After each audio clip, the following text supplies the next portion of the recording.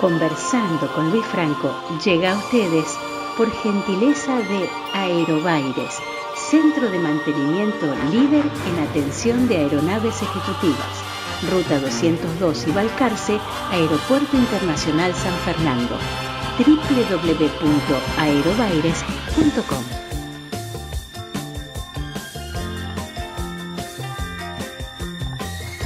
¿Qué tal, Pablo? Buenas tardes.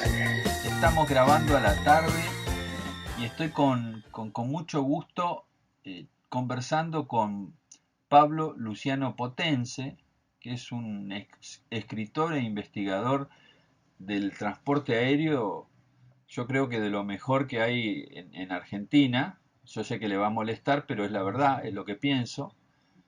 Contame algunas de tus libros que has escrito. Yo empecé escribiendo un libro de historia que se llama Aviación Comercial Argentina 1945-1980, que se publicó a mediados de esa década del 80. Lo hice porque, bueno, el tema me interesaba, obviamente, y elegí ese periodo porque en aquel entonces no había ninguna bibliografía sobre ese periodo. Entonces, ahí me lancé. Después hubo otros libros más sobre aviación mundial y quizás llegue a publicar la parte que falta después de 1980 de la historia de Argentina, que es muy rica. Pablo es arquitecto, le cuento a la audiencia, es arquitecto y abrazó un poco este tema de estudio casualmente, ¿fue así?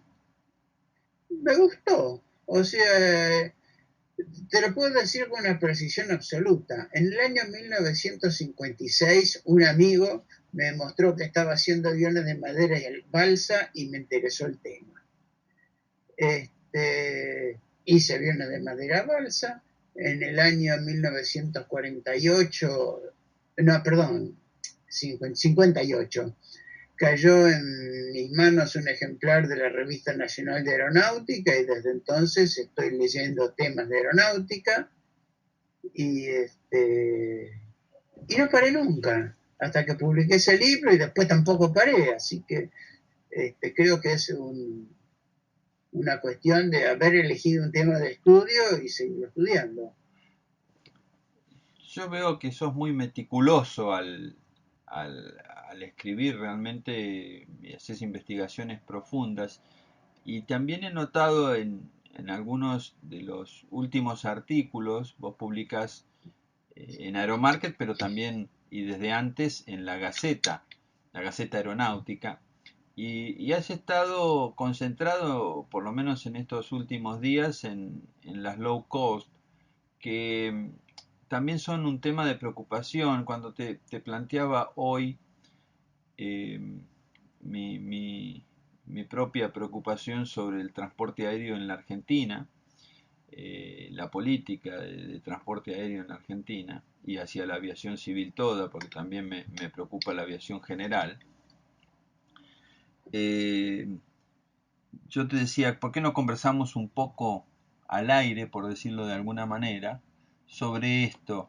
Y un poco la idea que dan tus artículos, corregime si me equivoco, es como un segmento del mercado que a partir del nuevo gobierno está siendo acosado, separando la pandemia, porque esto me parece que viene de un poquito antes que acá tomaran conciencia de la pandemia. Bueno, yo creo que seamos claros, acá hay sectores que nos conocemos muy bien de hace muchísimos años. Y cuando te digo muchísimos años, te digo 1957. Cuando en la Argentina, el modelo que había sido moderno en 1950, cuando Perón fundó Aerolíneas Argentinas, empieza a descubrir que existe otro mundo, que es posible que haya competencia, y es cuando nacen Austral, ALA, Transcontinental, las empresas privadas que salen a competir con aerolíneas. En esa fecha hay una alineación, podemos decir, de un sector formado por los trabajadores de aerolíneas, una buena parte de la Fuerza Aérea, pero no toda, y el peronismo, que insisten con su tesis de la empresa monopólica y estatal, la Constitución de 1949, para ser claros. Y aparece otro sector que empieza a decir, aquí puede haber aviación privada. En el fondo los dos no dicen toda la verdad, porque la empresa estatal no dice que tiene déficits muy importantes y la empresa privada de aquel entonces no decía que era absolutamente inviable sin subsidios. Y después viene una lucha de, qué sé yo, son como 60 años, por un ideal que resulta difícil de entender, que no haya habido algún tipo de acuerdo en el país sobre reglas del juego, sobre todo teniendo en cuenta que en absolutamente todos los países del mundo, con muy pocas excepciones, ese acuerdo existe. Pero la Argentina parece que insistió en quedarse en la prehistoria, hizo un código aeronáutico en 1967, una ley de política aérea en 1971, que en ese momento tenían algún sentido, y después no se tocó nada, ni un poquitito. O sea, nos dimos el rarísimo lujo de que Terraño haya querido privatizar aerolíneas sin cambiar la ley y Menem la haya privatizado sin cambiar la ley, que dice claramente que eso no se puede hacer. Entonces, parece chiste, o sea, es la precariedad en aras de una puja política por algo que en el caso de, o sea, aceptemos que el peronismo puede tener una ideología que en este caso es la ideología de la revolución de 1949. El peronismo ha cambiado muchas veces de ideología a lo largo de su historia, pero en esto, es exactamente eso, esa constitución. Y aceptemos que la Fuerza Aérea puede haber tenido la misma ideología en algún momento. Como dije, no toda. En la Fuerza Aérea hay unas internas importantes sobre este tema. O hubo en este momento, creo que son mucho más chiquitas. Y después los trabajadores, que los trabajadores, no ya con la Constitución de 1949, sino los trabajadores son beneficiarios de esa extraña Constitución de un artículo que hizo Aramburu, que es el artículo 14 bis, que entre otros derechos del trabajo hace constar la estabilidad del empleado público. O sea, el tipo que es empleado público no lo pueden echar. Entonces, eso es muy atractivo y de algún modo se ha convertido en el ideal de toda la argentinidad. Y eso ha frenado el desarrollo de la aviación, por lo menos así lo veo. Se me ocurren dos cosas a partir de tus palabras. Uno fue el caso del APA, digamos, que existió como empresa privada, y antes que eso, Austral. Las dos son curiosas porque, bueno, la APA no pudo continuar por varias razones, no solamente por el accidente desde mi punto de vista, sino, y ahora, después estuvo todo el proceso de estatización de Austral, y ahora esta fusión, digamos que es en realidad seguir un poco con lo mismo. Lo único que hubo como interrupción es el periodo que vos señalaste con lo que hizo Menem, que a Terraño no lo dejaron. Menem pudo privatizar. Terraño no quiso, perdón. ¿No? ¿Ah? Terraño inventó un Frankenstein que desde el primer día estaba seguro de que se lo iban a bochar en el Congreso. Personalmente creo que Terraño lo que quería era decir, miren qué moderno soy y estos antiguos no me dejan. Nos engrupió a todos. Pretendió engrupirnos a todos. Tampoco le fue bien a SAS en otros lugares del continente, ¿no? Un desastre SAS en Chile. Claro. Pero bueno, quedamos entonces con lo que hizo Menem, y decía, Lapa lo que hizo Menem, y después este proceso que se dio en forma marketinera se llamó Revolución de los Aviones, en donde reaparecen las low cost. Yo juzgo, a mi entender, que con mucho esfuerzo, por lo menos en el caso de Flybondi, que es una empresa rara, y otras que se sintieron atraídas, qué sé yo, como Norwegian, bueno, JetSmart, que es una empresa, ya un grupo más importante, en fin. ¿Qué opinión te merece todo esto? Te hice un poquito una mezcla, pero me interesa también la opinión de la fusión de Austral, ¿no?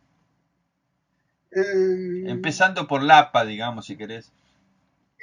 Qué sé yo, o sea, es muy interesante el proceso en el cual una alianza entre el peronismo y un sector de la Fuerza Aérea durante el gobierno militar de Videla trata de hacer desaparecer a Austral. Y lo logra en 1980 cuando Austral se convierte en una empresa estatal. No fue el O único sea, esfuerzo en contra de Austral, ¿no? no, hubo Ese fue el varios. más exitoso. Sí, no, pero los protagonistas fueron más o menos los mismos. Ajá. Ese proceso es muy interesante desde el punto de vista de la lucha política y empresaria. No lo vamos a analizar acá, pero que tiene algunas cosas, digamos, valiosas, como Soljet, una administración de Austral que quizá no haya sido tan buena como dicen, pero era mejor que la de aerolíneas, y el reglamentacionismo argentino que le va marcando, le va sacando las concesiones, la va limitando con la tarifa, le va creando regímenes que la perjudicaban o que parecían regímenes inocentes, llamémosles así, pero que tenían un objetivo muy clarito. Lapa es otra historia. Lapa es una empresa privada, 100% privada, bien capitalizada, que no requería subsidios, por lo menos en teoría. O sea, subsidios. El tema subsidios es un tema muy amplio. Una cosa es tener un subsidio asignado que cobras todos los meses o todos los años, que era lo que se pretendía de alguna manera con las primeras empresas privadas argentinas. Y otra cosa son un montón de subsidios que existen en todo el mundo. O sea, a mí mostrarme una empresa en todo el mundo que pague impuestos municipales de los lugares a los que da servicio. O sea, pues yo voy a poner una empresa aeronáutica, me voy a ver con el intendente y digo, bueno, ¿qué me das? Y algo le va a dar, aunque más no sea un lugar para poner una oficina. Eso es un subsidio, porque a todas las localidades les interesa tener servicio de transporte. Hay, digamos, perdóname, que hay subsidios más inteligentes y menos inteligentes o más o menos escandalosos también, ¿no? Sí, sí, sí, por supuesto. O más razonables desde el punto de vista de por qué se asignan. O sea, en España se ha dado el hecho de localidades que le empezaron a pagar a las low cost algún pago por cada pasajero que le ponían en el aeropuerto de la localidad. Entonces, lo que estaban favoreciendo esas localidades era que viniera gente, que era lo que les interesaba. Claro. O sea, era una clásica contraprestación, vos me das esto, yo te doy esto.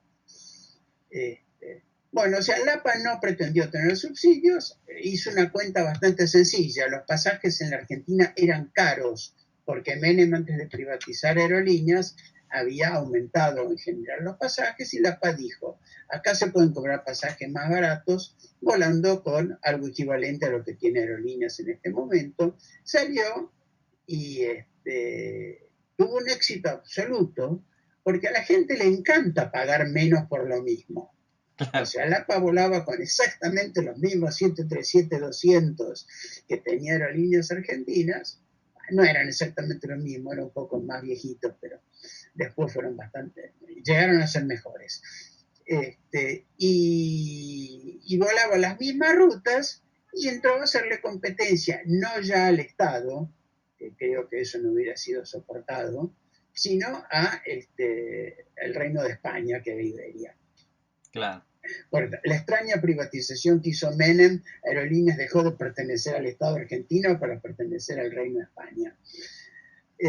Sí, una estatización foránea, digamos. Sí. Y bueno, el APA fue capaz de hacerle frente a Aerolíneas, como también se lo hicieron en una escala un poquito menor Dinar y Southern Winds, con modelos distintos. Dinar con muchos más subsidios, porque Dinar manejó sistemas de cancelación de bonos provinciales a cambio de dar algunos servicios que no siempre dio. Era más un negocio financiero, Dinar, en ese sentido. Y Southern Winds, que era un negocio de los canadienses, que a los canadienses les servía y a la Argentina también, y mostró que se de otra manera. Fue un periodo muy interesante. Después vino la crisis de 2001 y no hubo cuerpo que la aguante. Y ahí se fueron todos a la bancarrota por caminos distintos y de modos distintos. Ahora, después, bueno, ¿qué pasa en este ínterin? Aerolíneas Argentinas compró Austral, porque, digamos, comercialmente fue así, o sea, Aerolíneas Argentinas, que eran los españoles, le compra a Pescarmona, una empresa que tenía que se llamaba Cielos del Sur. Y nunca la puede integrar. O sea, desde el primer día que el grupo español compra Aerolíneas, compra Austral, están diciéndole vamos a integrar Aerolíneas y nunca pudieron. Primero porque tuvieron una repulsa muy grande del personal y segundo porque es un trabajo bastante complicado integrarla. Hay que arreglar un convenio colectivo de trabajo que no es moco de pavo y no sé si lo están arreglando o no. Obviamente es mucho más fácil manosear para los peronistas un gremio peronista porque se dejan hacer cualquier cosa y se supone que lo están haciendo. Quiero ver cómo termina este proceso. Pero creo que este proceso, en realidad, la privatización de Austral, si bien es cierto que algún manguito se van a ahorrar, la privatización, la fusión con Austral, la fusión, sí. Sí, es un poco parte de algo mucho más difícil de decir, que es Aerolíneas está fundida y no hay plata para sostenerla. Entonces, ya lo dijo Seriani en su primera carta, lo dijo en su segunda carta al personal, hay que leerlas con mucho cuidado y mucha entrelínea, pero les está diciendo, Aerolíneas es ineficiente, Aerolíneas tiene que lograr el nivel de eficiencia que tiene cualquier empresa en el mundo, la plata que tenía el Estado para darle a Aerolíneas ya no la tiene más. Son mensajes que cualquier otro que lo hubiera dicho hubiera significado un escándalo. Y tiene una ventaja que se llama COVID, porque en la medida en que la empresa no vuele, no hay ninguna posibilidad de protesta gremial. Claro. Porque no se puede hacer un paro, no se puede hacer una asamblea que interrumpa los vuelos, no se la puede perjudicar en absolutamente nada. ¿Qué es lo que van a lograr? Creo que ni ellos lo saben, pero que se viene una época de estrecheces para aerolíneas, es cierto. Y que hay un manejo que está tratando de achicar, o sea, de hecho hay gente suspendida, hay algún tipo de reducción de salarios disimulada o encubierta, pero eso ya está caminando. Y al mismo tiempo hay otras cosas que no pasan, que tendrían que pasar. Aerolíneas tendría que haber devuelto a sus dueños un montón de aviones, porque está clarísimo que en el futuro no los va a necesitar, como todas las demás empresas del mundo, que están tratando de sacarse los aviones de encima, devolvérselos a los lesos o algo así. Aerolíneas los tiene, y no solo los tiene, sino que muchísimos de ellos los tiene enterrados, porque están en Aeroparque está clausurado para obras, creo que no están haciendo nada, pero está clausurado, o sea que hipotéticamente no se pueden sacar de Aeroparque hasta que terminen las obras, lo cual asegura que sus aviones van a seguir en el país, pase lo que pase. Es raro. Sí, y en este escenario están las compañías low cost que quedan, entre ellas... Bueno, ahí viene el tema, o sea, Dietrich el ministro de Macri que llevó adelante este proceso, sabía hacer metrobuses, pero ese era su límite de conocimiento del negocio del transporte. Planteó una revolución de los aviones, o sea, cualquier cambio que se plantee en la aviación en la Argentina implica cambiar la legislación. No podés hacer transporte aéreo con una legislación que es anterior a las crisis petroleras, anterior a la regulación, anterior a las low cost, anterior a los procesos de privatización que hubo en todo el mundo. O sea, es una ley que no sirve. Claro. Y Dietrich pretendió hacer una revolución con eso. Permitime acá hacer entonces, ¿qué pasó? Perdón, Vinieron todos los aventureros del mundo. Permitime hacer un contrapunto acá, que no es un contrapunto tampoco, es simplemente una reflexión para saber lo que vos pensás. El cambio del código hubiera sido con las mayorías, digamos con la cantidad de diputados que tenían y senadores en el Congreso, hubiera sido algo dificilísimo de hacer. A veces no tiene que ver tanto con el conocimiento, y yo no soy defensor de Dietrich porque he escrito muchísimo sobre la revolución de los aviones en varios medios, pero digamos que era bastante difícil pensar en que el código pudiera ser cambiado con la oposición inapelable del kirchnerismo, etcétera, en aquella época reciente.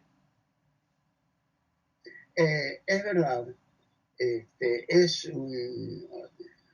una cuestión que podríamos discutir toda la vida. O sea, el código no se podía cambiar, o era muy difícil cambiarlo. O sea, acá en el Congreso uno nunca sabe lo que va a votar.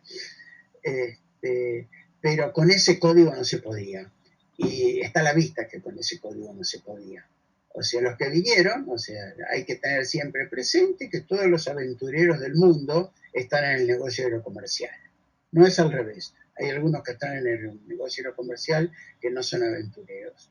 Pero en principio, los que vinieron, las audiencias públicas, eran escandalosas. Y Dietrich hablaba como si fuera cierto que una empresa de capitales chinos iba a volar a Shanghái, a pesar de que presentaba una propuesta diciendo que iba a ir por España y el día siguiente presentaba otro diciendo que iba a ir por California. Era de una primitivez, una infantilidad de esas presentaciones que se hicieron, la inmensa mayoría, que asustaban. Al mismo tiempo hubo otros que presentaron cosas un poco más creíbles, pero que estaban con problemas muy serios en sus países de origen. El famoso código dice que hay que demostrar solvencia económica y técnica. Ninguna de las empresas que se autorizaron tenía CESA. Y en cuanto al capital, eran unos capitalitos con los cuales no compraban ni un PA11. Seamos realistas, el poner una empresa de aviación es una cosa seria, no una aventura. Bueno, y pero es no es el caso de controlarlo. No es el caso de JetSmart, por ejemplo, que está detrás un grupo importante y está volando en muchos lugares y además no es la única línea aérea del grupo. En el caso más de Flybondi, yo por lo menos no tengo ninguna relación ni publicidad ni nada que lo quiero aclarar porque hay algunos pillos que suponen que uno cuando habla bien, y no lo estoy haciendo necesariamente sobre Flybondi, pero sí noto un esfuerzo enorme por permanecer. No sé qué grupo financiero está detrás, no lo conozco, no hay forma de conocerlo para este pobre periodista, pero bueno, se ve. En el caso de Norwegian sí era una empresa que estaba muy golpeada inclusive en Europa, y era una jugada rara, pero bueno, eh, más allá del código, las cosas se hicieron y eso tuvo un resultado que fue una mayor cantidad de gente que no había tenido acceso al avión volando. Te escucho. Sí y no. Dale. Si vos mirás la curva completa, o sea, desde antes, desde que se estatizó Aerolíneas Argentinas, un poquito después, digamos, desde el 2010 en adelante, y te fijas la pendiente de crecimiento que tiene la curva del tráfico aéreo en la Argentina, la cantidad de pasajeros, vas a ver que no hay una modificación de esa pendiente con la revolución de los aviones. Es cierto que voló más gente, pero no es cierto que haya sido tanto más gente. Un poquito sí, te lo concedo, pero no tanta más gente. Y en cuanto a que los que vuelan por Flybondi vuelan por primera vez, y por aerolínea también, todos volamos alguna vez por primera vez, y volamos en lo que había en ese momento. Obviamente, si es más barato, hay alguna Bueno, predilección. ahí Lo está el tema de las interesante es que tarifas. aerolíneas, Ahí está el tema de las tarifas. y LAN perdieron cuota de mercado durante la revolución de los aviones. Y perdieron cuota de mercado porque no entendieron nada. O sea, la TAM después, ya bastante avanzado el proceso, se dio cuenta que en todo el mundo, en todo el subcontinente, empezando por Chile, las low cost estaban arrasando, e inventó ese extraño mecanismo que tiene ahora, que dice: yo soy una legacy, pero en realidad me comporto como low cost, porque te cobro la valija, te cobro el asiento, te cobro todo. Entonces no sos una legacy. Pero digamos, el orgullo del grupo Puesto, que ya perdió más del 30% de la empresa, que no es de ellos, porque hay un 20% de Delta y un 10% de Qatar, creo que Sí, seguro. sí, Qatar. Es Qatar, bueno. O sea, muestra que ese proyecto anda tecleando por todos lados, y por lo que salen los diarios estos días, ese tecleo sigue. O sea, pero en Argentina perdieron mercado en función de algo que todos sabemos. Si Carola, la almacenera de la esquina, me cobra algo 20 y Manolo, el que está en la otra esquina, me cobra 10, yo voy a ir a verlo a Manolo, porque me vende más barato lo mismo. Eso es lo que no entendieron o no quisieron entender ni Aerolíneas Argentinas ni LATAM, y por eso progresaron JetSmart, Eh, y Flybondi. y, Avianca trató de hacer algo por el estilo, pero tenía tantos problemas internos en sus países de origen, estaban tan peleados los socios entre ellos, que así le fue. Y Norwegian posiblemente también ganó una cuota de mercado, pero también tenía tantos problemas de su origen que optó por salir corriendo. Con una Argentina que aceptemos que no es atractiva para nadie. ¿Cómo eh, serán las cosas? Que uno de los lessors de Flybondi le pidió que el avión, ya que no lo van a usar durante la pandemia, lo lleve a Estados Unidos porque no les gusta que esté en Argentina. claro, nos estamos quedando ya sin tiempo, que es nuestra pacto con la audiencia, es no pasarnos mucho más de los 30 minutos, pero no quería dejar de pedirte que una reflexión sobre Clara, esta cámara que surge de líneas aéreas de la República Argentina, que tiene ahora Aerolínea, que es una empresa estatal, y bueno, y algunos no natos como inclusive dentro de su... Es el regreso de los muertos vivos. Así lo Si punto. querés ser más antiguo, la corte de los milagros. Eh, O sea, Aerolíneas decidió tener una cámara para darse dique, digamos, no sé, porque los socios con los que están, entre los que no vuelan, los que nunca volaron, y los que dudosamente existan, es un chiste. Nos quedamos acá, Pablo, y Bueno, nos vamos a encontrar más frecuentemente, no cuando solamente, quieras. no solamente para hablar de nuestro transporte aéreo, sino un poco abriendo el plano y observando lo que está pasando en el mundo. Va a ser muy interesante este proceso dramático y ciertamente no deseable, pero interesante al fin, de cómo se reinventa el transporte aéreo post pandemia. Así que bueno, ya te voy convocando y agradeciendo mucho que hayas participado de esta charla entrevista. Ha sido muy grato para mí. Ok, muchas gracias a vos también. Bueno, Y seguimos en contacto. seguimos en contacto. Conversando con Luis Franco llegó a ustedes gracias a Aerotec, la evolución de los aviones. Aerotec es Tecnam en el Cono Sur. Aerotec, Aeródromo Mario Cardama, Rivadavia, Mendoza. Teléfonos 263-444-3212, 444-4967, www.aerotec.com.ar.